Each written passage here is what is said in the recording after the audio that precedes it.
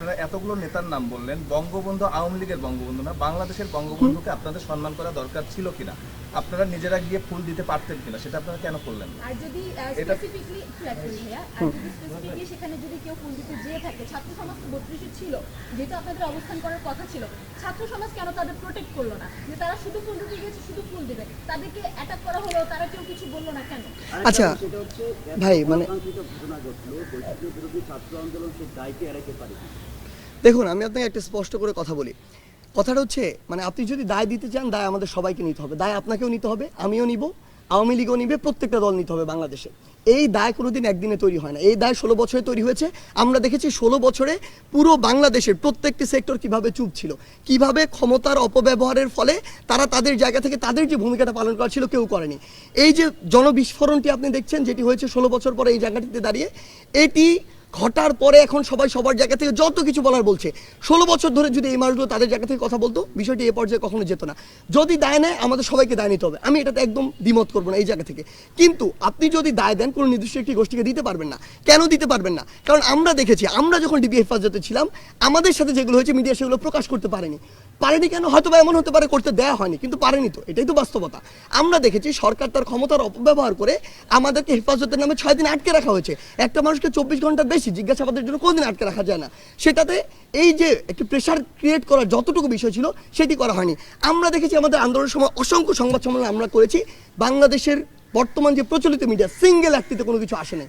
তার মানে আপনাদের যতটুকু পালন করার কথা ছিল আপনারা করেননি, ওই দায়িত্বটা আপনার উপর বর্তায়। সেইমভাবে আমি কর্মসূচি ঘোষণা দিয়েছি। আমার কর্মসূচি আমি ধরে নিচ্ছি যে বিভিন্ন মানুষজন সেখানে তাদের রাজনৈতিক উদ্দেশ্য বাস্তবায়ন করার জন্য বা দেশকে অস্থিতিশীল করার জন্য, ইভেন ইফ আওয়ামী লীগ, ছাত্রলীগ, যুবলীগ, তাদেরও অসংখ্য মানুষজন বিভিন্ন ছদ্মবেশে ওইখানে ছিল এই কারণে যে তারা একটা অস্থিতিশীল অবস্থা তৈরি করতে চায়।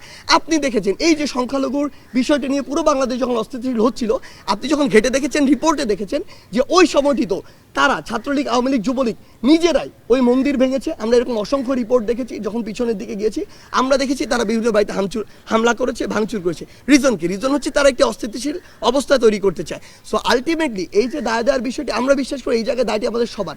তবে আমরা এটুকু বলছি, আপনি যেটি বললেন যে এই শোক পালন করার উচিত কিনা, আজকে 2024 সালের এই গণঅভ্যুত্থানে আওয়ামী লীগের যেসব নেতাদের উপরে আমি বলছি যে অত্যাচার হয়েছে, ধরে নিলাম তারা দেশ ছেড়ে পালিয়েছে, তাদেরকে মামলা দেওয়া হয়েছে, এই যে ঘটনাগুলো হয়েছে, এটার জন্য কি এখন আমরা শোক পালন করব? যদি এটার জন্য না করি, 15ই আগস্ট 1975 জন্য আমরা শোক পালন করব না। আপনি দেখেছিলেন ওই 15ই আগস্ট 1975 যখন এই ঘটনাটি ঘটে, পুরো বাংলাদেশ ব্যাপী মিষ্টি বিতরণ হয়েছিল।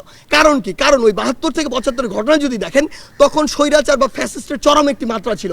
ইতিহাস ঘাটলেই আমরা এটি দেখতে পাই যে তখন আসলে আলটিমেটলি যা হয়েছিল এক জায়গার নির্দেশ থেকে হয়েছিল। এটি বাংলাদেশের মানুষের কোনো ঘটেনি। এমনকি বাংলাদেশের সাধারণ মানুষ ওই সময় যে বিষয়টি হয়েছিল, যে সাধারণ মানুষ তার যে বিচারটি সেটি পায়নি, বরং বিচার নির্দিষ্ট একটি ঠিকানা থেকে, ধানমন্ডি 3200 কয়েকটি ঠিকানা থেকে পুরো বাংলাদেশে যেত। সো ওই সময় সামগ্রিক একটি বিপ্লবের ফল ওটি ছিল আসলে। আপনি যাদেরকে আজকে মানে দোষ দিয়ে ফাঁসিতে ঝুলাচ্ছেন, দেশের বাইরে পাচার করছেন, তাদের সাথে কি হয়েছিল আপনি সেটি কেন বলছেন না? বিগত 16 বছর ধরে আপনি এটি বলেন নাই, কারণ বললে হয় আপনার চাকরি থাকতো না, হয় মিডিয়া থাকতো না। This is the reality. So fact হচ্ছে আলটিমেটলি আপনার পিছনের ঘটনার দিকে যেতে হবে। আজকে 24 সালে যা হয়েছে, এটা 24 সালের ঘটনা না, বিগত 16 বছর ধরে হয়েছে তার ঘটনা। সো আমাদের জায়গা থেকে আমরা মনে করি, শুধু আমাদের জায়গা না, বরং রাষ্ট্রীয়ভাবে এই যে শক্তি, এটি পালন করা উচিত নয়। কোনোদিন সিঙ্গেল কয়েকজন মেজর বা আর্মি অফিসার মিলে এই যে একটি অভ্যুত্থান, সেটা 15 আগস্টে 1975 ঘটাতে পারতো না, বরং এটি একটি সামগ্রিক ক্ষোভ ছিল এবং সবার ওই যে একটি নীরবতার সমর্থনেরই কিন্তু একটি লক্ষণ। সেই জায়গা থেকে আমরা বিশ্বাস করি যে এই আপনি যে কথাটি বলছেন, এটিতে আমরা সমর্থন করি না।